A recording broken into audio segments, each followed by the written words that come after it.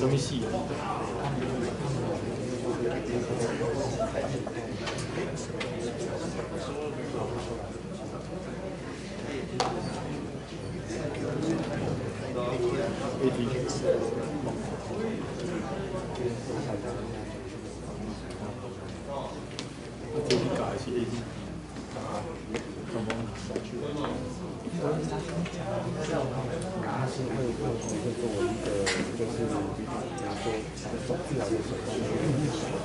疼痛管理，对对，疼痛管理东西也是包括这个日惯伤害症或者是疼痛管理，跟我讲靠正常怎么进行。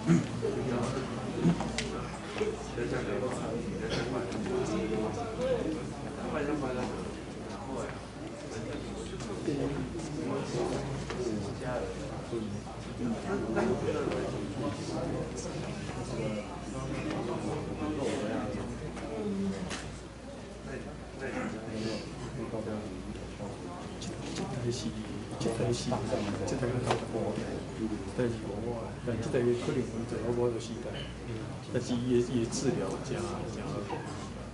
那些朋友在你觉得？说在这，我目前在这。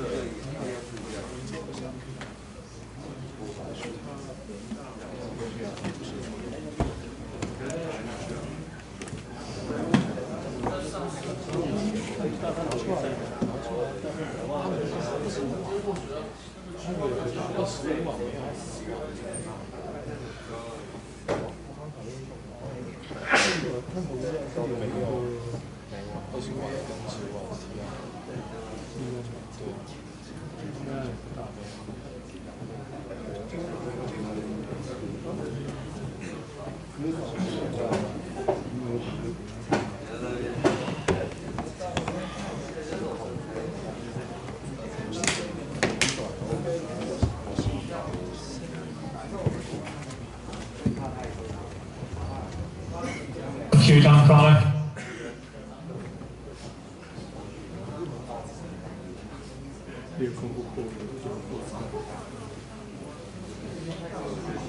应该我跟比较不多，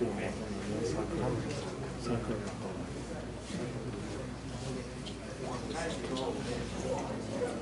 不是橄榄球，就是那个卢比，这是英式橄榄球。真的。就在那边看这个世足赛就。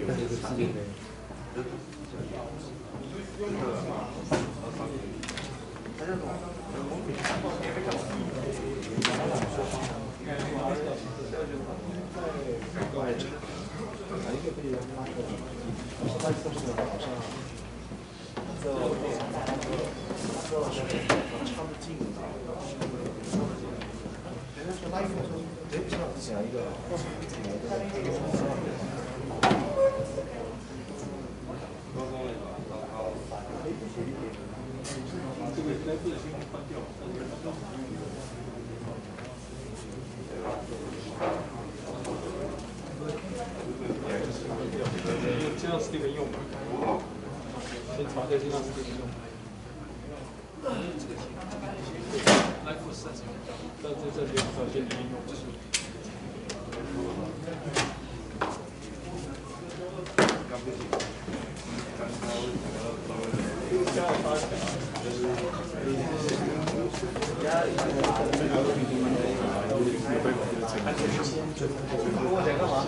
我觉得找成功的。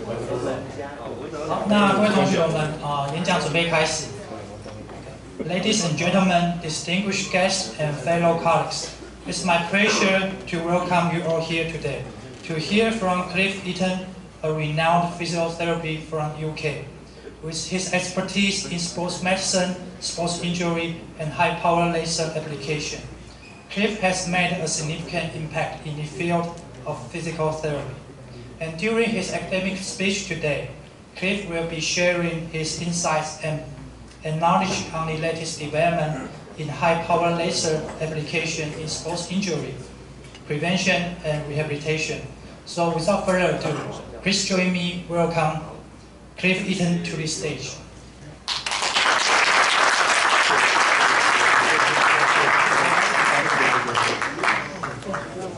你好。I'm going to start with a video to show how we use LightForce therapy in soccer in the UK.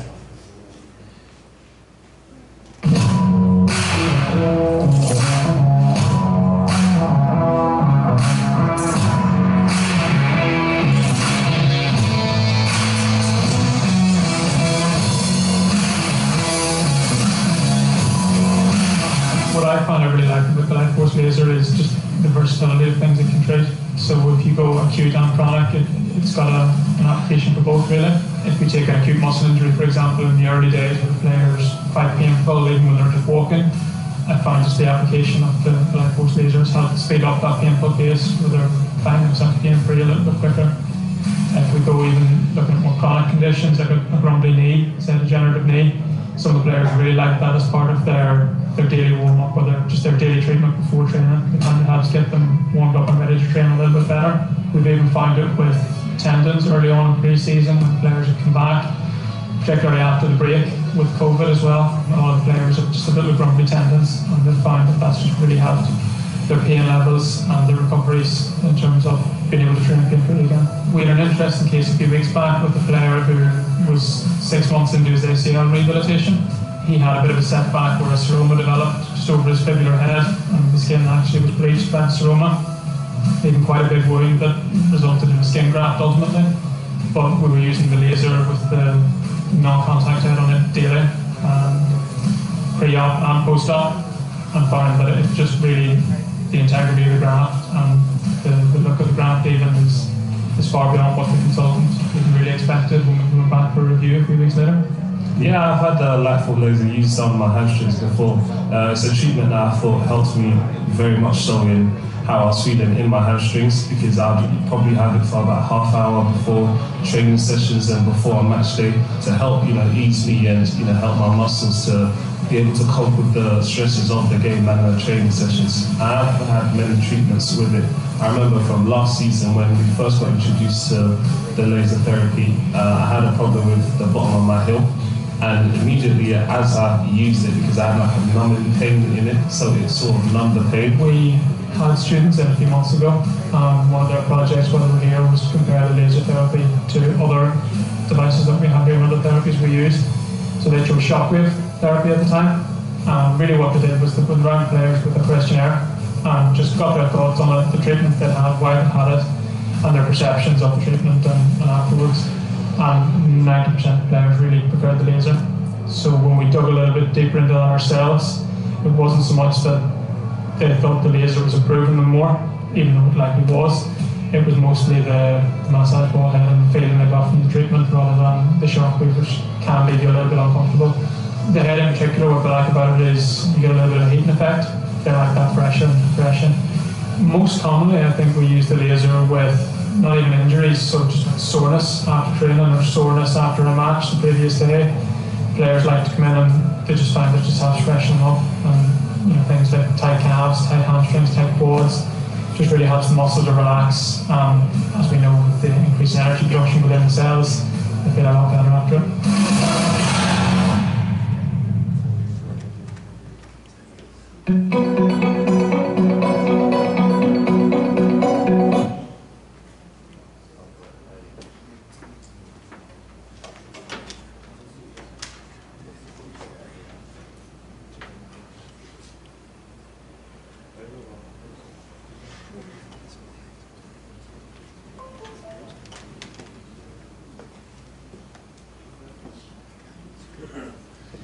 Okay, so hopefully what you heard on the video there is they're not only using LightForce for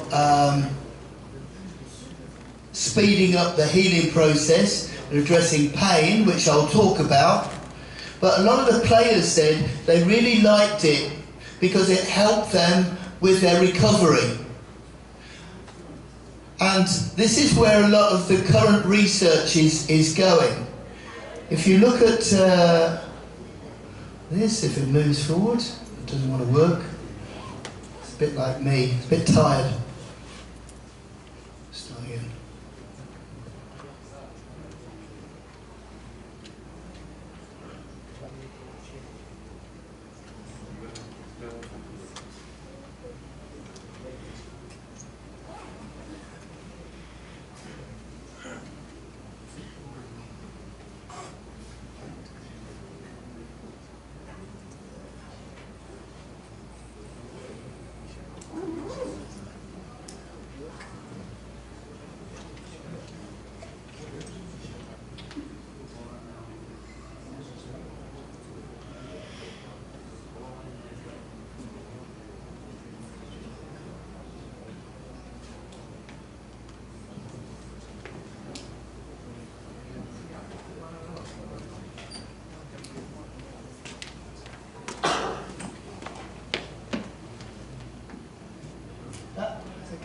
Okay, we got it. Okay.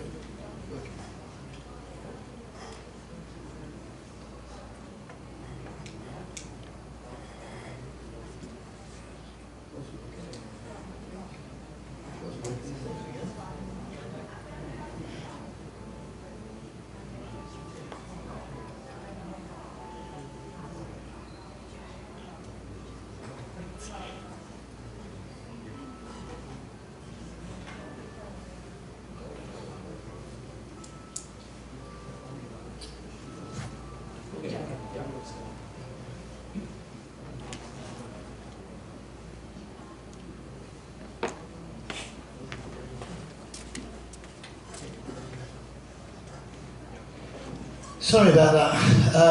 It's getting tired, like many of you, I think. I see you falling asleep. So this study by Pontes et al. is a good demonstration, because prior to this we've done a lot of research on looking at the effects of LightForce in damaged cells. And we're going to be talking about the production of ATP within the cell. And what this study showed us, this was using healthy tissue, so non-damaged tissue.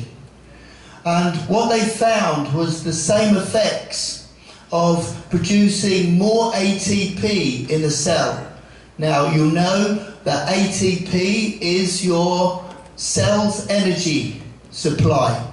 So the more petrol you have in your engine, the longer it can go for. So what they're finding now is that LightForce can delay the onset of muscle fatigue. So obviously that has a real benefit for sports performance. And also for muscle recovery. So you heard the physio in the soccer team there mentioning that they use it prior to competition and also after competition. Now in the UK, our Premiership footballers play 2 matches a week as well as training. So recovery is really, really important. So that is where LightForce Therapy is becoming very, very useful. So why am I using the term LightForce therapy? Because I'm sure that during your training you've been taught about laser therapy. So why am I not using the term laser?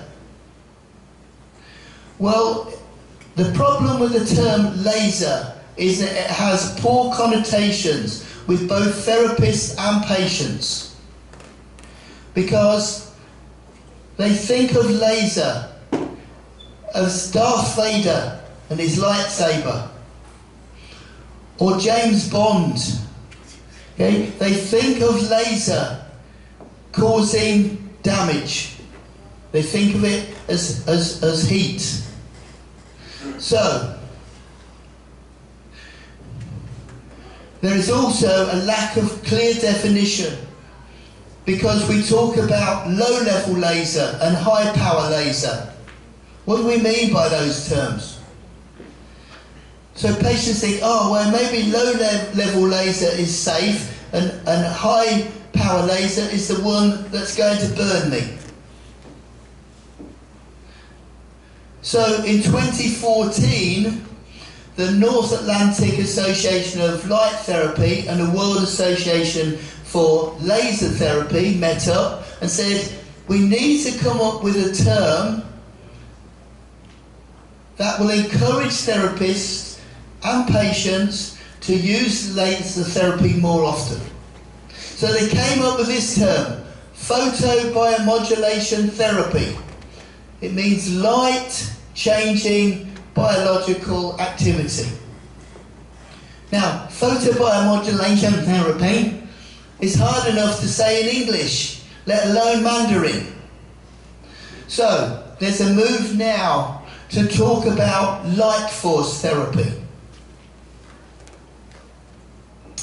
Now, one of the actions of light energy is to promote angiogenesis, or neovascularization, new blood vessels. So you will see here, after one session of LightForce therapy using Doppler imaging, after only 10 minutes you're already seeing some evidence of new blood vessel formation. And after 50 minutes we're seeing a lot more evidence of new blood flow to the area. Now, why do we choose to use LightForce therapy for pain? Pain is not only felt at the site of injury, but it is controlled at the spinal cord. And with LightForce therapy, we can address both of those areas. As I mentioned, cells require ATP, and I'll demonstrate to you how LightForce is producing more ATP. We also know, as part of the healing process, we release nitric oxide, which is important in the early stage of wound healing. And we also release reactive oxygen species, which goes on to promote angiogenesis. So how do we get more ATP? So this is the normal respiratory chain within mitochondria of a cell. And the chromophore, which light therapy is attracted to, is cytochrome C oxidase. So the cytochrome C takes an oxygen molecule from the hemoglobin and creates cytochrome C oxidase. That adds oxygen to two hydrogen molecules to create water. And as a byproduct of that, we get ATP. So we can really enhance this in a sport setting by creating more of this cytochrome C oxidase, So we produce a lot more ATP for our sports performance and recovery. But if we get an injury, then those nitric oxide molecules invade the mitochondria in the cell and attach to the cytochrome C, which means they cannot take on an oxygen molecule. And so the respiratory chain is broken, and now we have no ATP. Without ATP, the cell dies. And as the cell dies, it gives off inflammation, which triggers the pain pathway. So when you're involved in healing sports injuries, it's really important that if we use LightForce, we can drive out those nitric oxide molecules, thus repairing the respiratory chain. And once again, the cell is able to produce ATP and repair itself rather than dying. So, this study by Zupin et al. Looked at the use of two different wavelengths of light. And they looked at 800 nanometers and found that they could block the signaling of action potentials along the nociceptor's axon. So if we're not sending pain signals, the brain then cannot perceive pain. And with the 970 nanometer wavelength, they again found a blockage of calcium release. And without calcium, we can't get an action potential, and without action potentials, we can't send pain signals. So the influence that we're having is both at the site of the injury,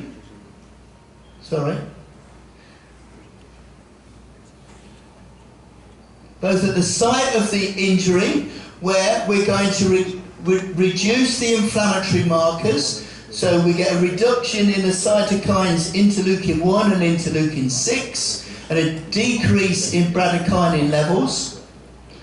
And we also increase ATP production so the cell can repair itself. But pain is controlled at the nerve root level, at the central nervous system, in the dorsal root ganglion. It's the dorsal root ganglion that determines the location of the pain and the type of pain. And in response, it releases substance P and bradykinin, both inflammatory markers. So if we can block that here, okay, we can block the release of those pro-inflammatory markers.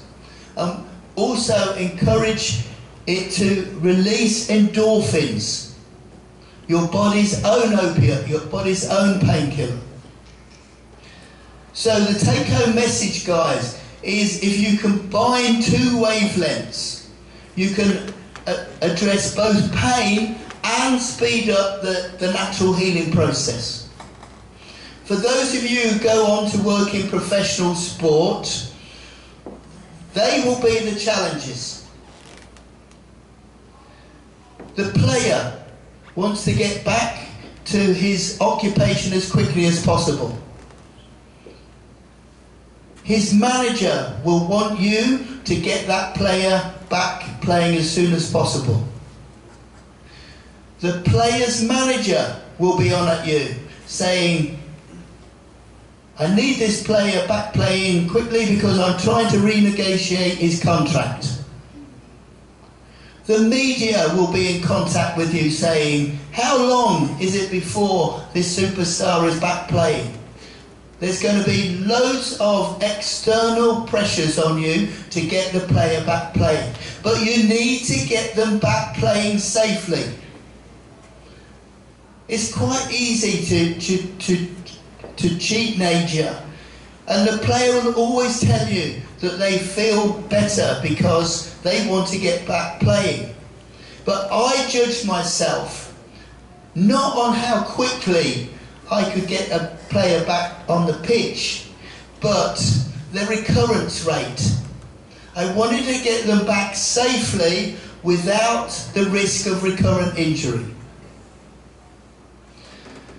So the mnemonic or the acronym that I use for my application of LightForce therapy. If I have a trigger point, if I have a myofascial trigger point, a knot in the muscle, this can create pain. So I need to treat T for trigger point. I know that the pain is controlled in the nervous system, so I need to treat the nerve root. And of course, I also need to treat the tender area where repair takes place. So for LightForce, for me, is TNT, it's dynamite. Now, you're going to be under pressure to treat. And there are some interventions you can use 2, if not 3 times a day. So I would have my players in the morning, in the afternoon, and if necessary, I would send them home with medication as well. But with LightForce therapy, you only can treat once a day, because you're going to put energy into the cell to create more ATP production, and once it's working in that way, if you try to put more energy in, you'll actually have a suppressive effect. So, typically, because you're going to be in a very privileged position where you're more likely to be able to see your athletes every single day. So, from day 0, the day of the injury, you'll see the patient and you'll make an assessment, and you will start to use LightForce therapy on the first day. Because we know that within 2 hours of an injury, we're going to start to see early signs of the inflammatory response. Now, inflammation is the most important part of the healing process. Without inflammation, we don't have proliferation or remodeling. But we need to get our players through that stage as quickly as possible. So once it's started to do its job and it's attracted macrophages and stem cells to the area, we then want to reduce the amount of inflammation. So we're going to start day 0 and we're going to treat once a day, every day, for the first week. Then the second week we can reduce to 3 times a week, and after that maybe once or twice. By that stage, the player is already getting much, much better. Now that does not mean to say you only use LightForce therapy, because you're taught rehabilitation exercises. I've just been working with one of your baseball players. Sorry I was late, but that was why. And we were doing rehabilitation exercises for him. Okay? But also using LightForce. So LightForce controls the pain and speeds up the natural healing process, but all of those new stem cells coming into the area, they're going to differentiate into the type of tissue required for repair. And they're all new cells. They've never played sport before. So it's up to you guys to get those cells to adapt to the demands that the athlete will put on them. It's called the SAID principle, S-A-I-D, specific adaptation to imposed demands. Now let's have another look at wound healing.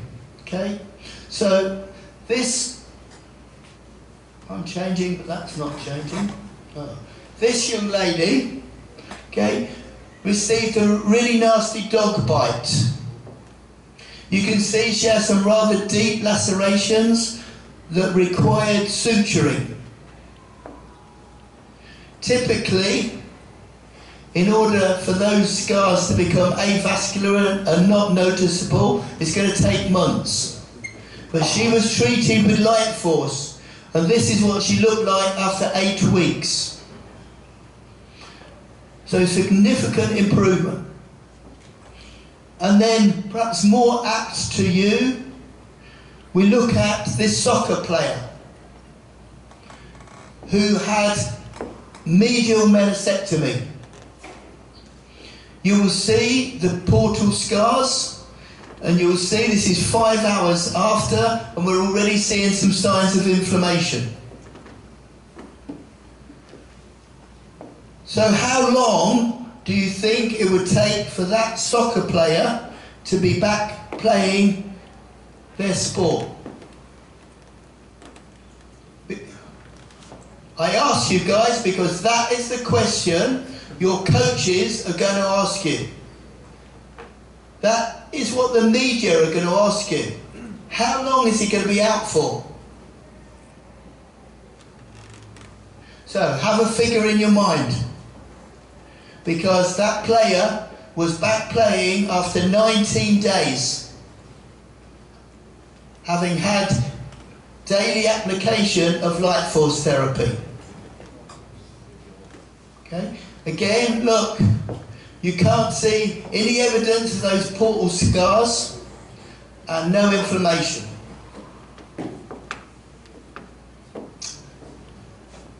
Okay. So, enough talking from me, because I notice very typically students get very tired at this time of night.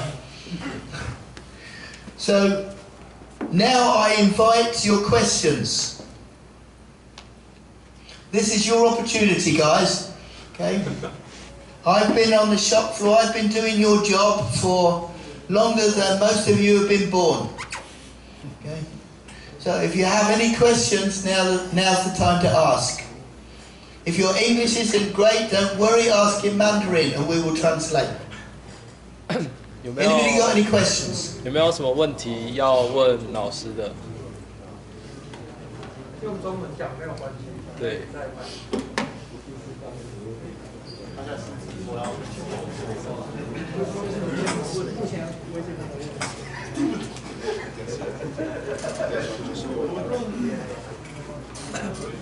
Okay, if you got no questions, I'm going to invite you to the front of the hall to see LightForce in action. Okay, so please come forward. Any of those still sleeping, just leave them there, it's okay. 往前移动，到前面移动。我先问一下，你们有没有人身上有不舒服的？赶快现赚1500，先当 model 啊，其他人可以围上来看一下。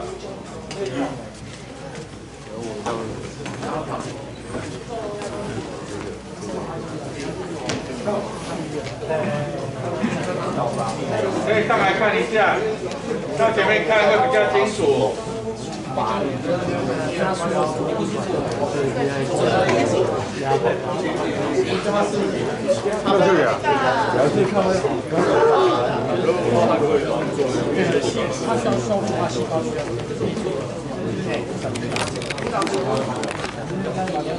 我看到手机吗？等一下，我没有，等我。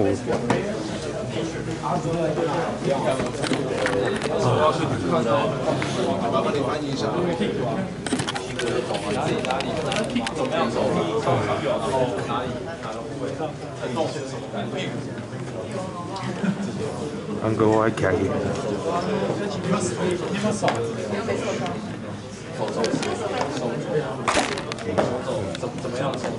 怎么样做？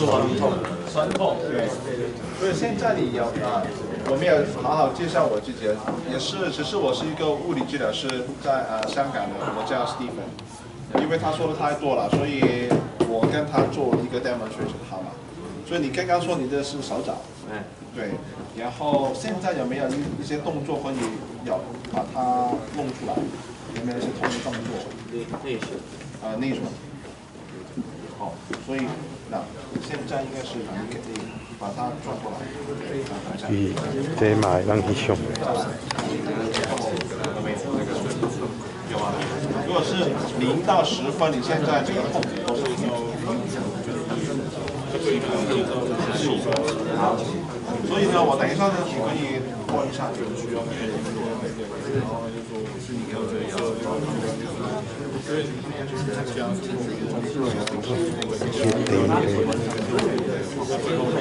可以拉上去吧。好，所以你上完了这方面。你等应该是我到摸的。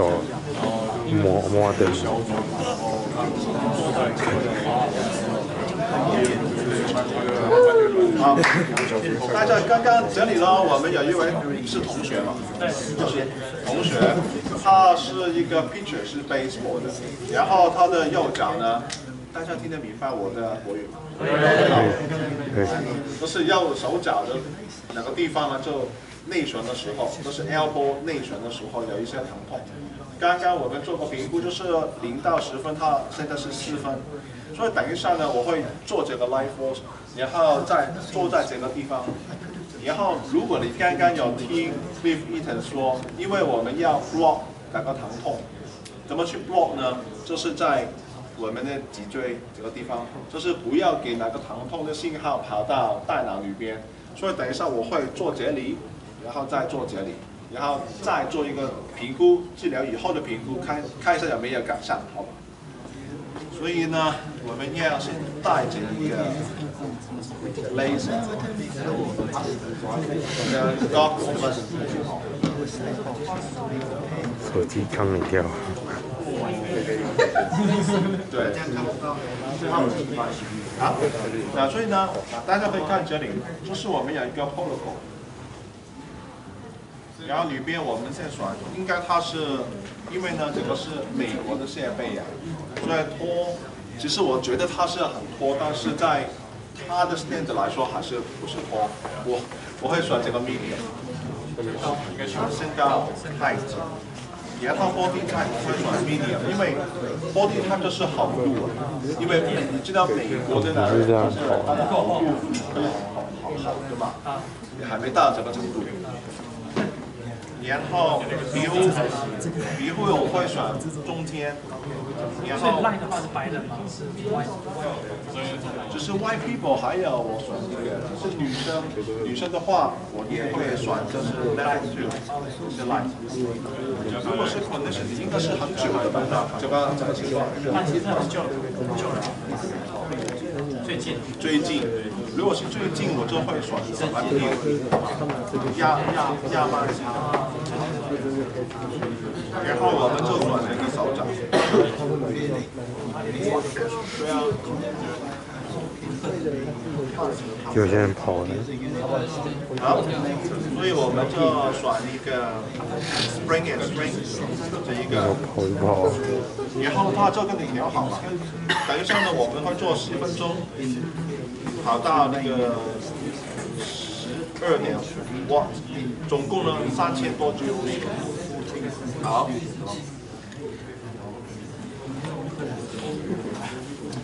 你看到这个头呢，就是一个 massage ball， 所以我知道在台湾呢，大家也是经常说一个 combination therapy。所以呢，这个头做的时候，在跑动的时候呢，给它一个按摩。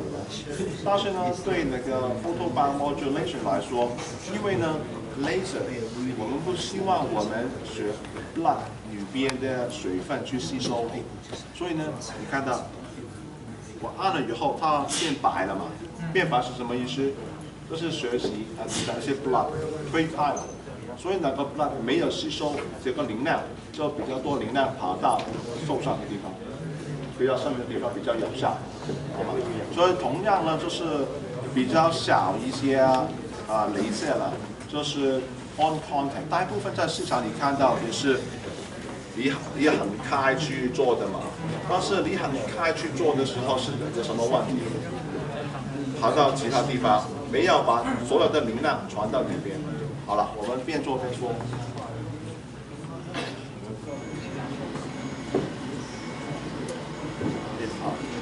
不会了，现在还没开始啊。因为他们现在还没开始啊。这个就是刚刚 Cliff Eaton 说的，就是大家也怕，好像会断掉一样，对吗？会烧到呢。对，痛的地方在哪？那个嘛，在这里。开始哦。不要怕。那治疗方面。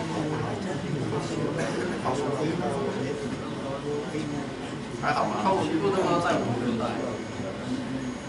大家看到这里有一个灯，对吗？有一个灯，现在是绿色的嘛？绿色的话就是我的速度还好，如果跑得太快，它变得黄色，不要太快，慢一点，所以就不要跑。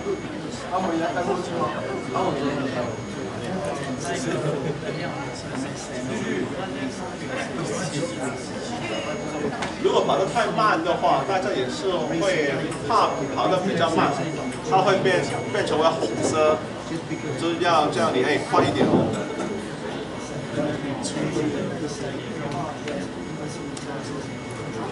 还好吧，有一些微温的感觉，不是烫，是微温。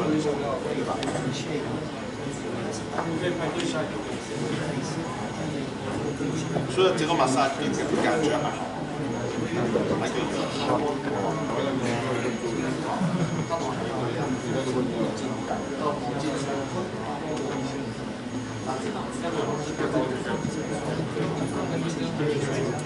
现在还有多少时间？2:50还有。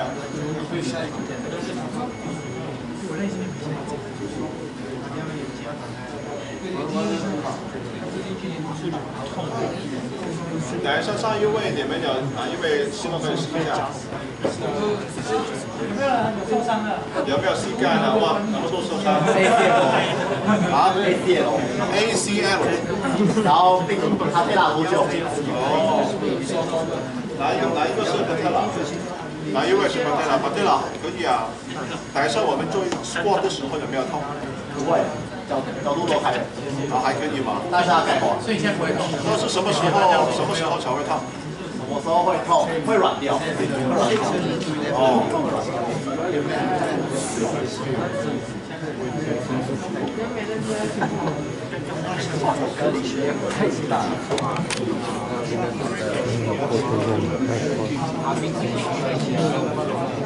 最近还是最近1个月。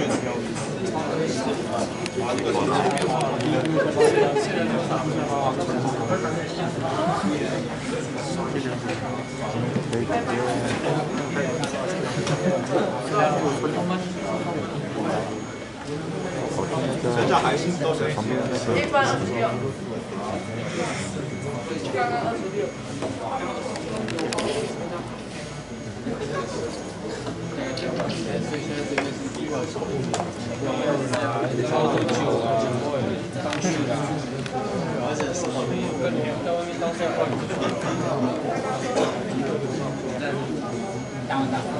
其实我想问一下，现在在台湾这个泰服是不是很流行？对。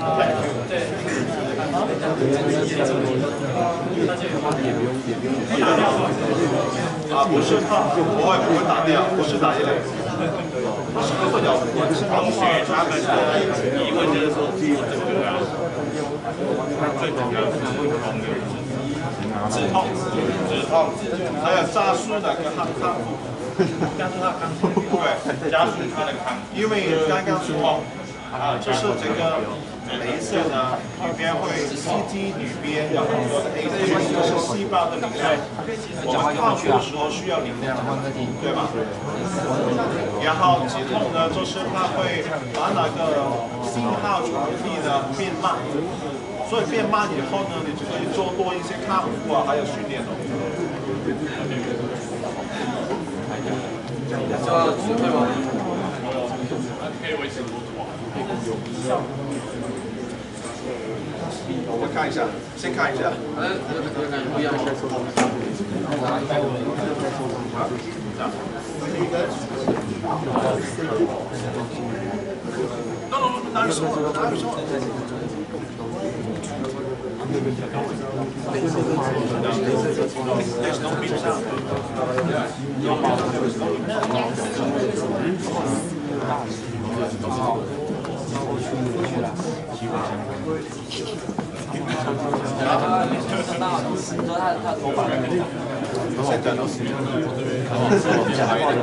跟我站，我会看，再反过来。跟刚刚感觉不一样，有，刚刚是4到5分，现在就是刚刚5分钟的治疗，从4分到5分的疼痛，现在1分，对，好，谢谢。所以回答你这个问题，就是止痛还有加速这个康复。康吗？1点点。所以这个效果，刚刚你问的那个问题的效果可以维持多久？其实根据每个人的情况不一样，大概是20分钟到24小时也有。所以刚刚说，如果真的有一个运动员过来做的时候，我们建议是急性的时候呢，可以每一天也可以做，第1个星期每一天可以做，然后到第2个星期的时候呢，1个星期3次。然后呢，它变到第3个星期、第4个星期的时候，应该变成为慢性的。慢性的时候，1个星期1遍就可以了。但是女边我们调教的一些power 会有不一样。只是呢，1个星期总共的能量呢是差不多，但是在急性的时候，因为它是发炎嘛，我们就不希望去给它太多的能量，所以就能量小，但是次数比较密。然后到chronic的时候呢 ，power 比较高，然后那个频率可以小一点。好，可以帮到你吗？好，谢谢。要不要另外一位？付钱啊！我得付钱了。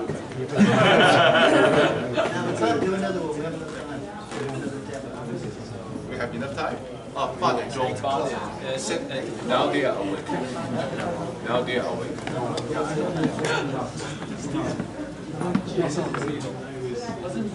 他没有时间。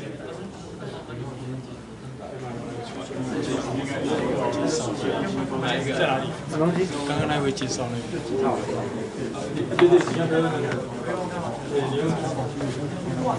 好，他临时试一下吗？好，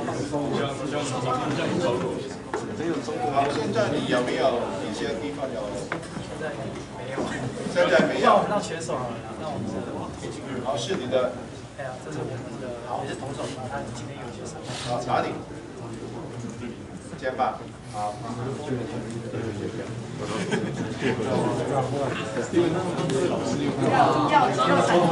好，你可以跟他谈了，就是交叉的。好，我说明。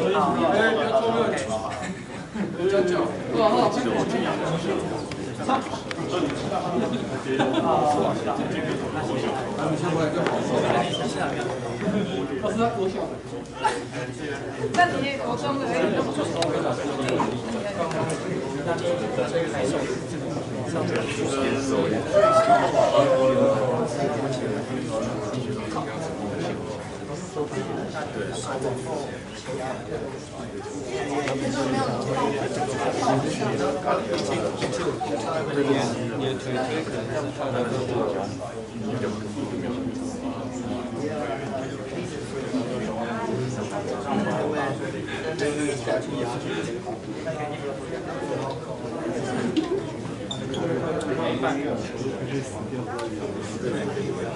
没有背肌穿起来。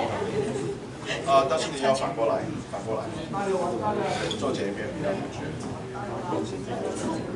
所以等一下，麻烦你等一下。我们这边要做这个地方的时候，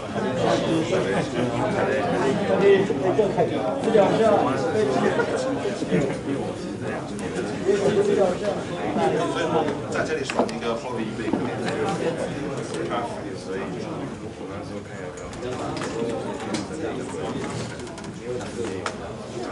还得考虑报了公司，然然后他刚刚好是刚刚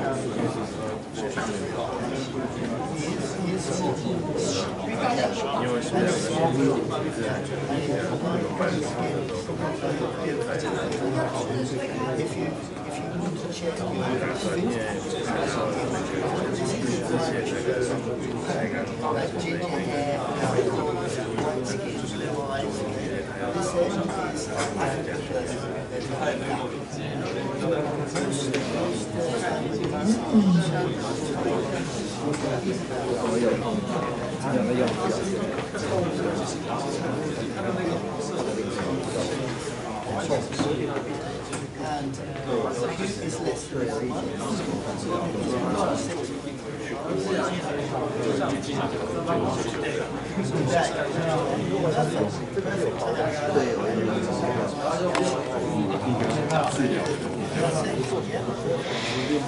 要起跑的时候，要快速的起跑。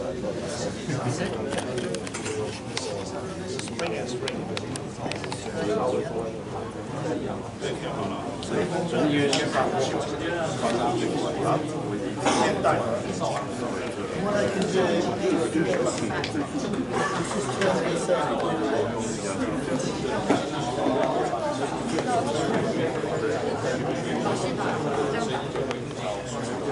等一下，我等一下给你现在还没有，而是它B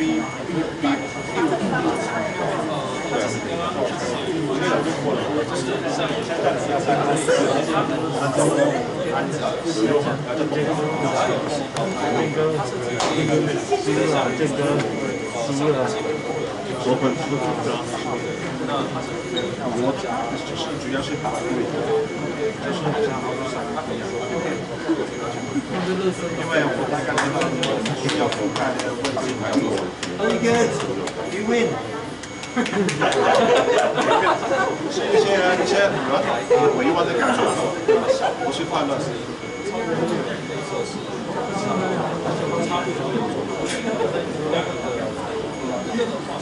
等一下，让快一点，快一点，对啊，看一下它会变怎么样。Yellow 就是开快，对。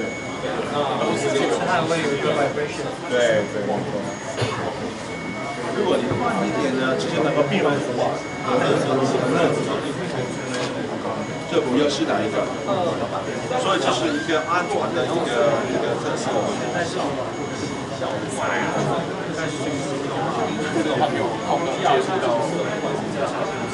不是，他现在说，哎，现在输入要小心，做这个一个比较是现在在做的。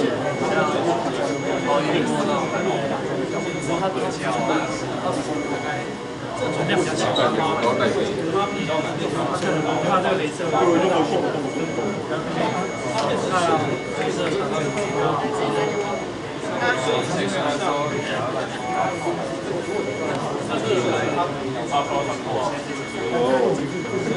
就是ultrasound的原理呢，就是跟我们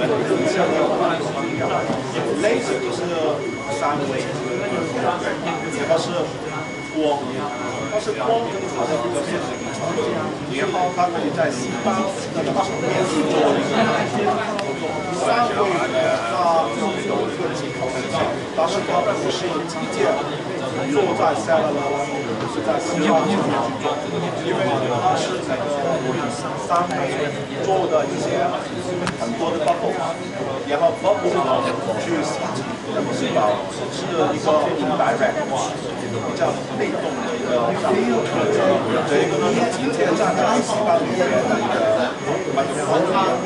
能量 powerhouse， powerhouse 做一个主场，所以不一样的。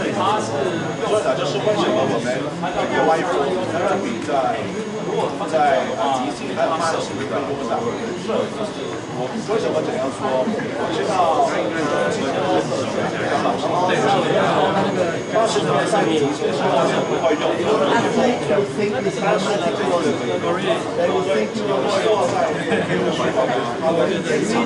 可以快一点，不要跑到下一步。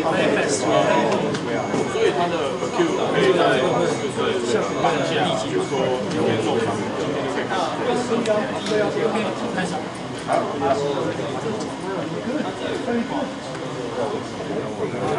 对，再评估一下。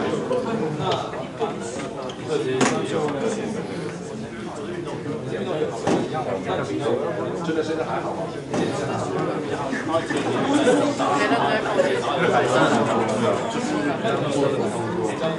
还是会有点痛。是啊，那你做应该要舒服了。然后包括有些就是会好看，然后那边穿的。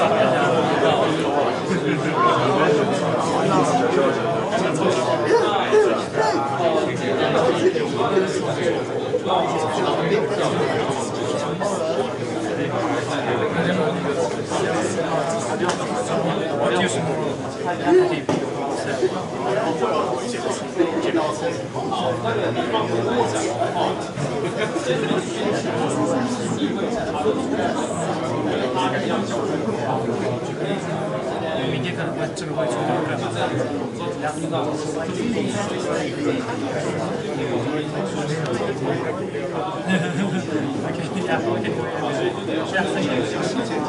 时间差不多了。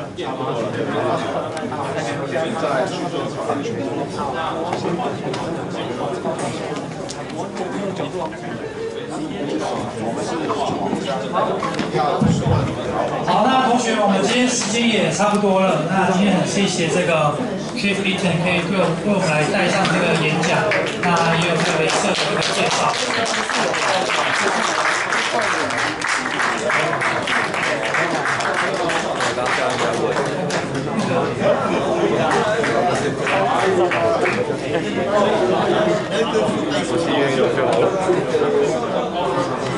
没事，我们唱歌要。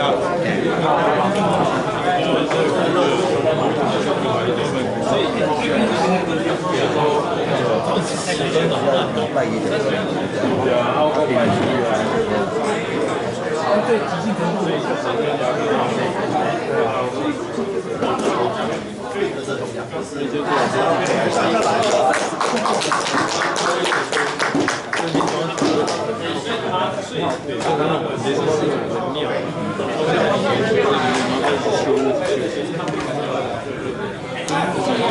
好，那各位同学，我们今天演讲就差不多到这边。那thank you, Cliff Eaton。谢谢。